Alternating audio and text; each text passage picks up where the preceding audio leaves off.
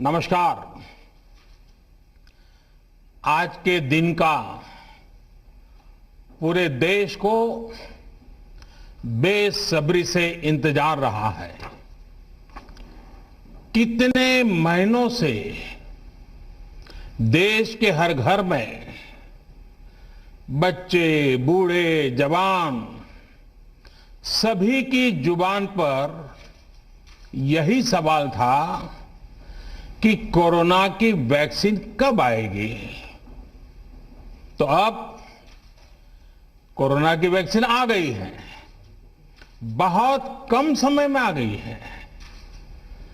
अब से कुछ ही मिनट बाद भारत में दुनिया का सबसे बड़ा टीकाकरण अभियान शुरू होने जा रहा है। मैं सभी देशवासियों को इसके लिए बहुत बहुत बधाई देता हूं। आज वो वैज्ञानिक, वैक्सीन रिसर्च से जुड़े अनेकों लोग विशेष रूप से प्रशंसा के हकदार हैं, जो बीते कई महीनों से कोरोना के खिलाफ वैक्सीन बनाने में जुटे थे, दिन रात जुटे थे। न उन्होंने त्योहार देखा है, न उन्होंने दिन देखा है, न उन्होंने रात देखी है। आमतौर पर एक वैक्सीन बनाने में बरसों लग जाते हैं, लेकिन इतने कम समय में एक नहीं, दो मेड इन इंडिया वैक्सीन तैयार हुई है। इतना ही नहीं, कई और वैक्सीन पर भी काम तेज गति से चल रहा है।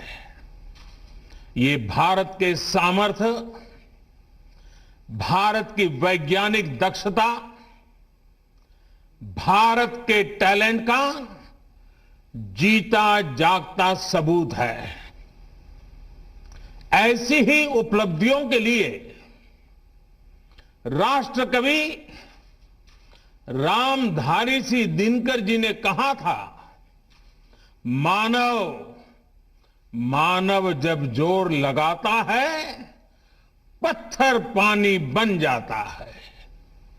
भाइयों और बहनों, भारत का टीकाकरण अभियान बहुत ही मानवीय और महत्वपूर्ण सिद्धांतों पर आधारित है।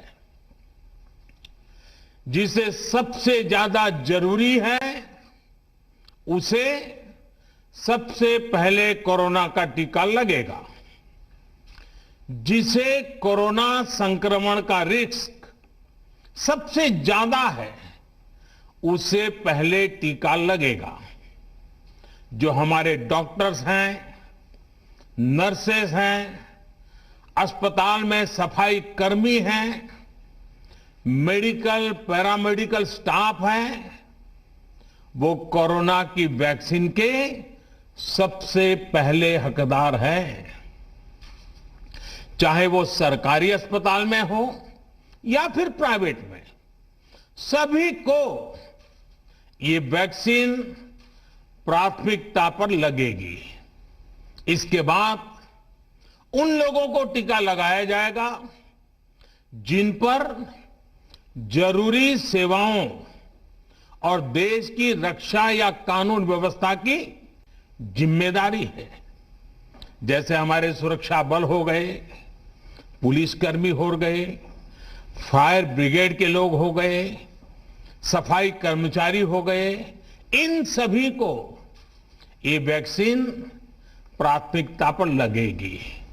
और मैंने जैसा पहले भी कहा है, इनकी संख्या करीब करीब 3 करोड़ होती है। इन सभी के वैक्सीनेशन का खर्च भारत सरकार द्वारा उठाया जाएगा।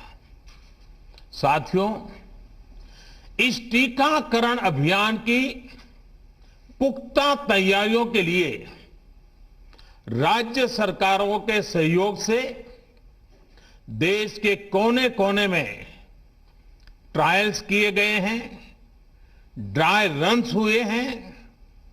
विशेष तौर पर बनाए गए कोविन डिजिटल प्लेटफॉर्म में टीकाकरण के लिए रजिस्ट्रेशन से लेकर ट्रैकिंग तक की व्यवस्था है। आपको पहला टीका लगने के बाद दूसरी डोज कब लगेगी, इसकी जानकारी भी आपके फोन पर दी जाएगी। और मैं सभी देशवासियों को ये बात फिर याद दिलाना चाहता हूं कि कोरोना वैक्सीन की 2 डोज लगनी बहुत जरूरी है। एक डोज ले लिया और फिर भूल गए, ऐसा गलती मत करना। और जैसा एक्सपर्ट्स कह रहे हैं, पहली और दूसरी डोज के बीच लगभग 1 महीने का अंतराल भी रखा जाएगा। आपको ये भी याद रखना है कि दूसरी डोज लगाने के 2 हफ्ते बाद ही आपके शरीर में कोरोना के विरुद्ध जरूरी शक्ति विकसित हो पाएगी। इसलिए टीका लगते ही आप असावधानी बरतने लगें, मास्क निकाल कर रख दें, 2 गज की दूरी भूल जाएं, ये सब मत करिएगा। मैं प्रार्थना करता हूं मत करिएगा। और मैं आपको एक और चीज बहुत आग्रह से कहना चाहता हूं। जिस तरह धैर्य के साथ आपने कोरोना का मुकाबला किया, वैसे ही धैर्य अब वैक्सीनेशन के समय भी दिखाना है। साथियों, इतिहास में इस प्रकार का और इतने बड़े स्तर का टीकाकरण अभियान पहले कभी नहीं चलाया गया है। ये अभियान कितना बड़ा है, इसका अंदाज आप सिर्फ पहले चरण से ही लगा सकते हैं। दुनिया के 100 से भी ज्यादा ऐसे देश हैं जिनकी संख्या 3 करोड़ से कम है, और भारत वैक्सीनेशन के अपने पहले चरण में ही 3 करोड़ लोगों का टीकाकरण कर रहा है। दूसरे चरण में हमें इसको 30 करोड़ की संख्या तक ले जाना है। जो बुजुर्ग हैं, जो गंभीर बीमारी से ग्रस्त हैं, उन्हें वो अगले चरण वाले चरण में टीका लगेगा। आप कल्पना कर सकते हैं, 30 करोड़ की आबादी से ऊपर के दुनिया के सिर्फ 3 ही देश हैं, खुद भारत, चीन और अमेरिका। और कोई भी देश ऐसा नहीं है जिनकी आबादी इनसे ज्यादा हो। इसलिए भारत का टीकाकरण अभियान इतना बड़ा है, और इसलिए ये अभियान भारत के सामर्थ्य को दिखाता है। और मैं देशवासियों को एक और बात कहना चाहता हूं। हमारे वैज्ञानिक, हमारे एक्सपर्ट्स जब दोनों मेड इन इंडिया वैक्सीन की सुरक्षा और प्रभाव को लेकर आश्वस्त हुए, तभी उन्होंने इसके इमरजेंसी उपयोग की अनुमति दी है। इसलिए देशवासियों को किसी भी तरह के प्रोपेगेंडा, अफवाहें, दुष्प्रचार से बचकर रहना है। साथियों, भारत के वैक्सीन वैज्ञानिक हमारा मेडिकल सिस्टम भारत की प्रक्रिया की पूरे विश्व में बहुत विश्वसनीयता है और पहले से है। हमने ये विश्वास अपने ट्रैक रिकॉर्ड से हासिल किया है। मेरे प्यारे देशवासियों, हर हिंदुस्तानी इस बात का गर्व करेगा कि दुनिया भर के करीब 60% बच्चों को जो जीवन रक्षक टीके लगते हैं वो भारत में ही बनते हैं। भारत की सख्त वैज्ञानिक प्रक्रियाओं से ही होकर के गुजरते हैं। भारत के वैज्ञानिकों को और वैक्सीन से जुड़ी हमारी विशेषज्ञता पर दुनिया का ये विश्वास made in India corona vaccine में और मजबूत होने वाला है। इसकी कुछ और खास बातें हैं जो आज मैं देशवासियों को जरूर बताना चाहता हूं। ये भारतीय वैक्सीन विदेशी वैक्सीनों की तुलना में बहुत सस्ती है और इनका उपयोग भी उतना ही आसान है। विदेश में तो कुछ वैक्सीन ऐसी हैं जिसकी एक डोज 5,000 रुपया तक में है और जिसे -70 डिग्री तापमान में फ्रीज में रखना होता है। -70 डिग्री। वहीं भारत की वैक्सीन ऐसी तकनीक पर बनाई गई हैं जो भारत में बरसों से ट्राइड और टेस्टेड है। ये वैक्सीन स्टोरेज से लेकर ट्रांसपोर्टेशन तक भारतीय स्थितियों और परिस्थितियों के अनुकूल है। यही वैक्सीन अब भारत को कोरोना के खिलाफ लड़ाई में निर्णायक जीत दिलाएगी। साथियों, कोरोना से हमारी लड़ाई आत्मविश्वास और आत्मनिर्भरता की रही है। इस मुश्किल लड़ाई से लड़ने के लिए हम अपने आत्मविश्वास को कमजोर नहीं पड़ने देंगे। ये प्रण हर भारतीय में दिखाई दिया है। संकट कितना ही बड़ा क्यों न हो, देशवासियों ने कभी आत्मविश्वास खोया नहीं। जब भारत में कोरोना पहुंचा तब देश में कोरोना टेस्टिंग की एक ही लैब थी। हमने अपने सामर्थ्य पर विश्वास रखा और आज 2300 से ज्यादा लैब्स का नेटवर्क हमारे पास है। शुरुआत में हम mask, PPE kit, testing kits, ventilators जैसे जरूरी सामान के लिए भी विदेशों पर निर्भर थे। आज इन सभी सामानों के निर्माण में हम आत्मनिर्भर हो गए हैं और इनका निर्यात भी कर रहे हैं।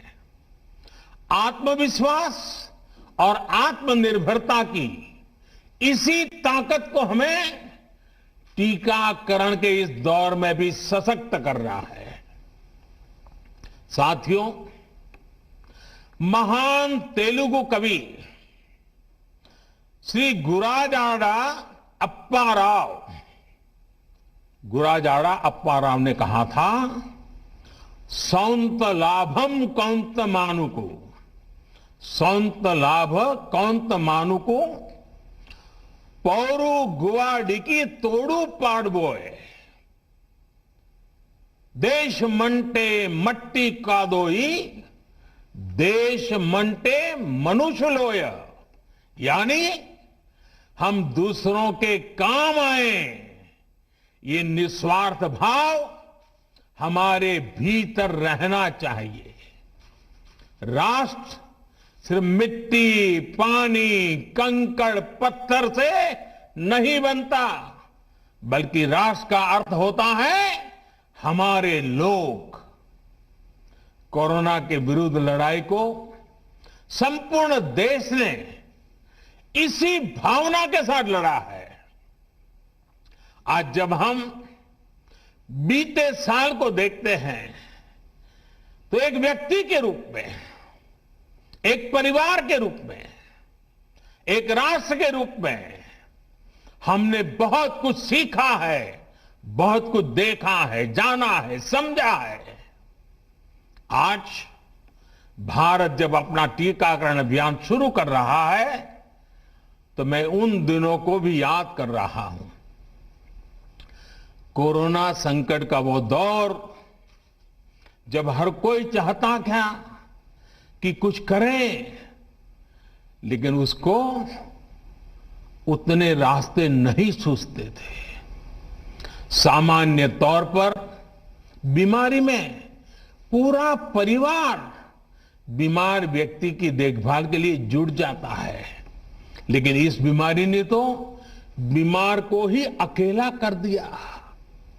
अनेकों जगह पर छोटे छोटे बीमार बच्चों को मां से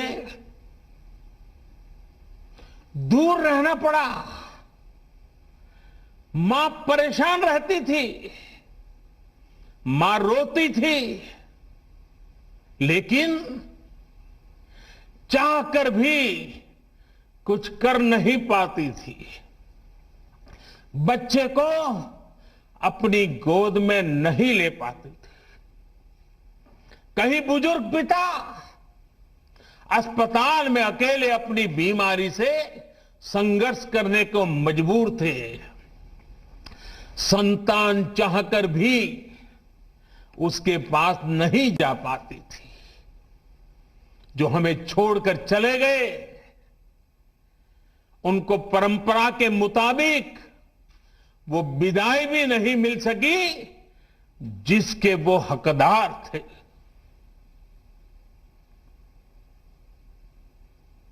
जितना हम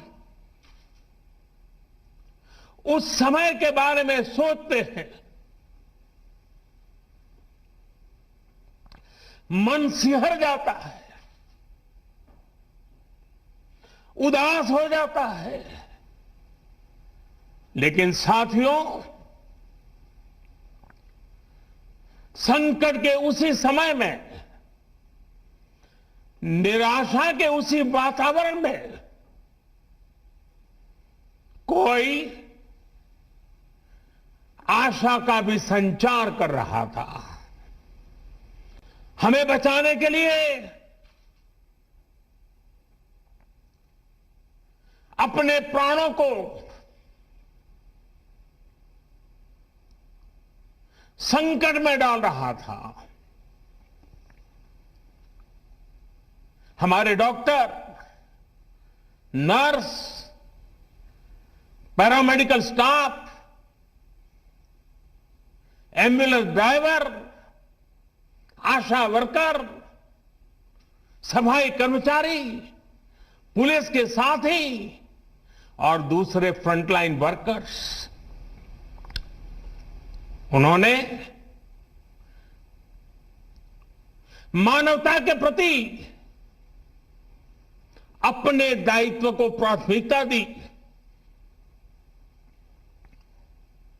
इनमें से अधिकांश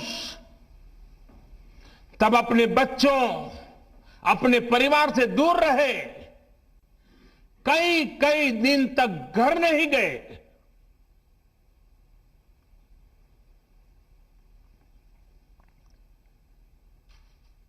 सैकड़ों साथी ऐसे भी हैं जो कभी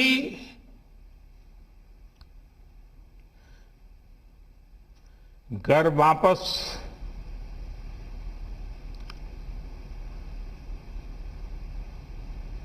लौट ही नहीं आ पाए। उन्होंने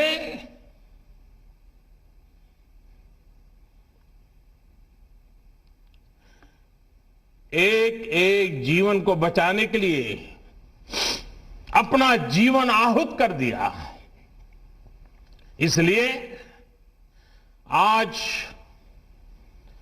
कोरोना का पहला टीका स्वास्थ्य सेवा से जुड़े लोगों को लगाकर एक तरह से समाज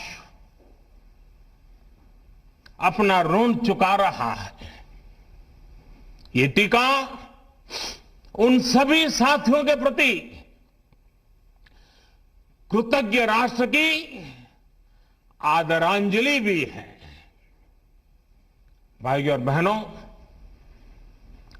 मानव इतिहास में अनेक विपदाएं आई, महामारियां आई, भीषण युद्ध हुए, लेकिन कोरोना जैसी चुनौती की किसी ने कल्पना नहीं की थी। ये एक ऐसी महामारी थी जिसका अनुभव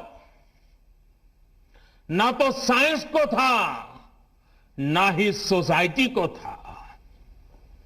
तमाम देशों से जो तस्वीरें आ रही थी, वो खबरें आ रही थी, वो पूरी दुनिया के साथ साथ हर भारतीय को विचलित कर रही थी। ऐसे हालात में दुनिया के बड़े बड़े एक्सपर्ट्स भारत को लेकर तमाम आशंकाएं जता रहे थे, लेकिन साथियों, भारत की जिस बहुत बड़ी आबादी को हमारी कमजोरी बताया जा रहा था, उसको ही हमने अपनी ताकत बना दिया। भारत ने संवेदनशीलता और सहभागिता को लड़ाई का आधार बनाया। भारत ने 24 घंटे सतर्क रहते हुए, हर घटनाक्रम पर नजर रखते हुए सही समय पर सही फैसले लिए। 30 जनवरी को भारत में कोरोना का पहला मामला मिला, लेकिन इसके 2 सप्ताह से भी पहले भारत एक हाई लेवल कमिटी बना चुका था। पिछले साल आज का ही दिन था जब हमने बाकायदा सर्वेलांस शुरू कर दिया था। 17 जनवरी 2020 वो तारीख थी जब भारत ने अपनी पहली एडवाइजरी जारी कर दी थी। भारत दुनिया के उन पहले देशों में से था जिसने अपने एयरपोर्ट पर यात्रियों की स्क्रीनिंग शुरू कर दी थी। साथियों, कोरोना के खिलाफ लड़ाई में भारत ने जैसी इच्छा शक्ति दिखाई है, जो साहस दिखाया है, जो सामूहिक शक्ति का परिचय करवाया है, वो आने वाली अनेक पीढ़ियों के लिए प्रेरणा का काम करेगा। याद कीजिए, जनता कर्फ्यू कोरोना के विरुद्ध हमारे समाज के संयम और अनुशासन का भी परीक्षण था, जिसमें हर देशवासी सफल हुआ। जनता कर्फ्यू ने देश को मनोवैज्ञानिक रूप से लॉकडाउन के लिए तैयार किया।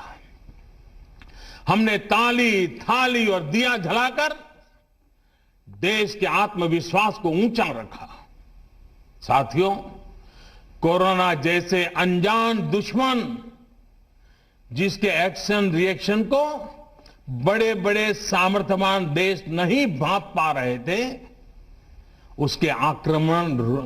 उसके संक्रमण को रोकने का सबसे प्रभावी तरीका ही यही था कि जो जहां है वो वहीं रहे।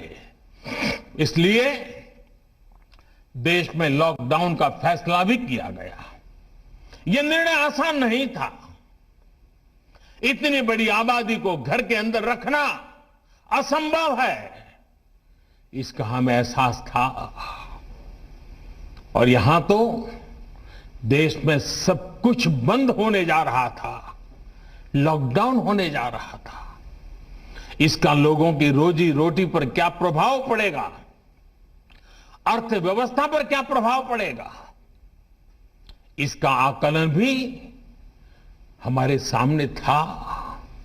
लेकिन देश ने जान है तो जहान है के मंत्र पर चलते हुए प्रत्येक भारतीय का जीवन बचाने को सर्वोच्च प्राथमिकता दी।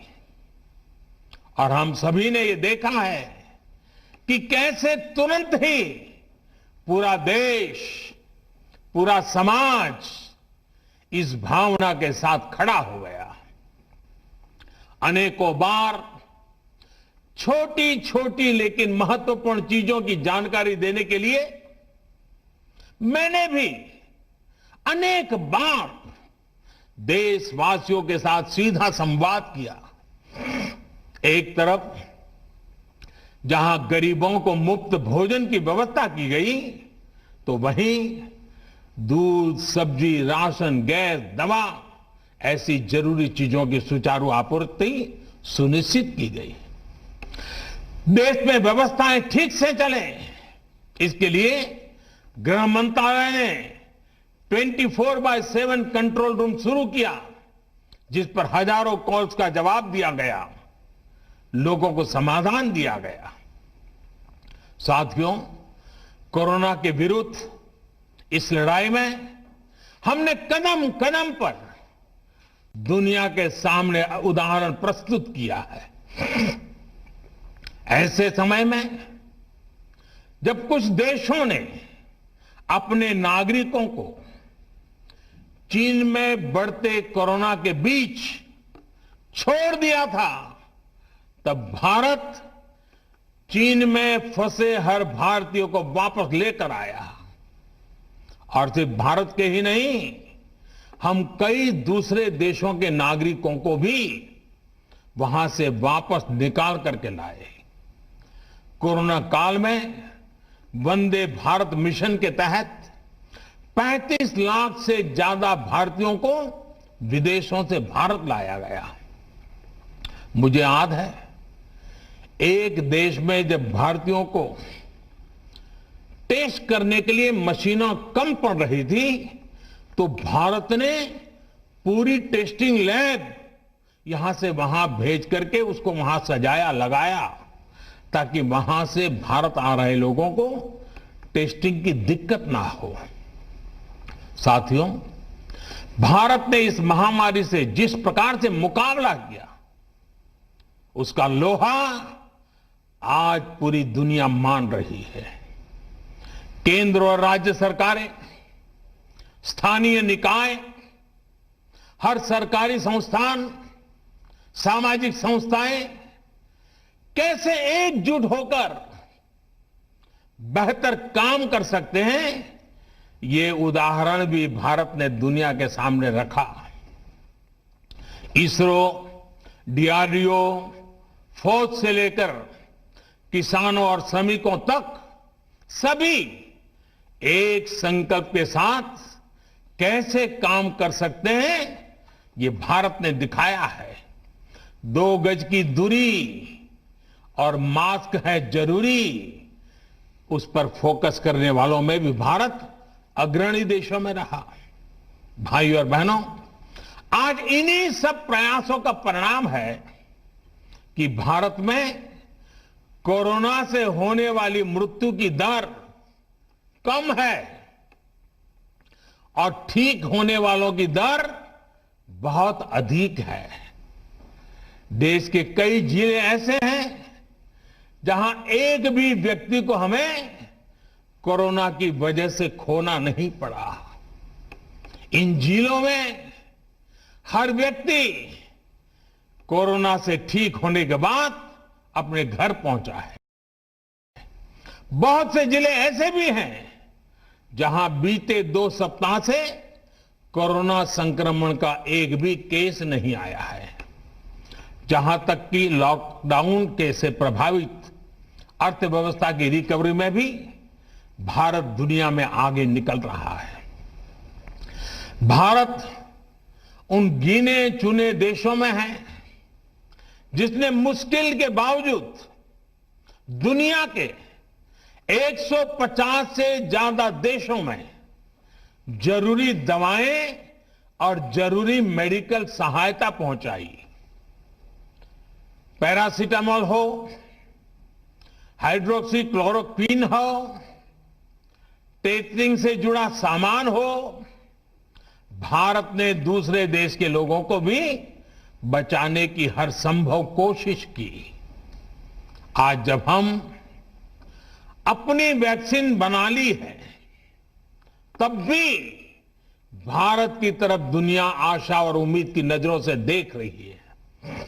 हमारा टीकाकरण अभियान जैसे जैसे आगे बढ़ेगा, दुनिया के अनेक देशों को हमारे अनुभव का लाभ मिलेगा। भारत की वैक्सीन, हमारी उत्पादन क्षमता पूरी मानवता के हित में काम आए, ये हमारी प्रतिबद्धता है। भाइयों और बहनों, ये टीकाकरण अभियान अभी लंबा चलेगा। हमें जन जन के जीवन को बचाने में योगदान देने का मौका मिला है और इसलिए इस अभियान से जुड़ी प्रक्रिया को, उस प्रक्रिया का हिस्सा बनने के लिए भी देश में वॉलेंटियर आगे आ रहे हैं। मैं उनका स्वागत करता हूं और भी अधिक वॉलेंटियर्स को मैं अपना समय इस सेवा कार्य में जोड़ने के लिए जरूर आग्रह करूंगा। हां, जैसा मैंने पहले कहा, मास्क, 2 गज की दूरी और साफ सफाई ये टीके के दौरान भी और बाद में भी जरूरी रहेंगे। टीका लग गया तो उसका अर्थ ये नहीं कि आप कोरोना से बचाव के दूसरे तरीके छोड़ दें। अब हमें नया प्रण लेना है। दवाई भी, कड़ाई भी। दवाई भी, कड़ाई भी। आप सभी स्वस्थ रहें, इसी कामना के साथ इस टीकाकरण अभियान के लिए पूरे देश को बहुत बहुत शुभकामनाएं देता हूं।